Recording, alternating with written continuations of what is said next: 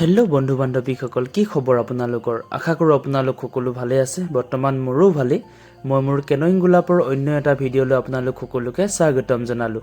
আৰু মই ইয়াৰ আগতে আপোনালোকক এটা ভিডিঅ' যোগেদি জনাইছিলোঁ যে আমাৰ নতুন বোৰ্ডসমূহ অপেনিং হ'লে আপোনালোকক সম্পূৰ্ণ এটা ভিডিঅ' আগবঢ়াম বুলি।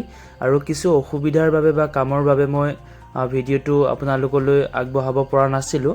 আৰু আজি পলমকৈ হ'লেও আপোনালোকলৈ সম্পূৰ্ণ ভিডিঅ'টো আগবঢ়াইছোঁ। আৰু বেছি কথা কৈ নাথাকোঁ, আশা কৰোঁ ভিডিঅ'টো মোৰ লগত শেষলৈকে চাই থাকিব আপোনালোকে। আৰু এইখিনিতে আপোনালোকক এটা কথা মই জনাই থৈ দিওঁ, আমাৰ যিহেতু নতুন বোৰ্ডকেইখন আমাৰ স্পৰ্টছ মিনিষ্টাৰ আহি অপেনিং কৰাৰ কথা আছিলে, কিন্তু কিছু অসুবিধাৰ বাবে তেখেত আহিব নোৱাৰিলে। আৰু আমাৰ মৰিগাঁও জিলাৰ MLA ছাৰে আহি আমাৰ নতুন বোৰ্ডকেইখন অপেনিং কৰিলে।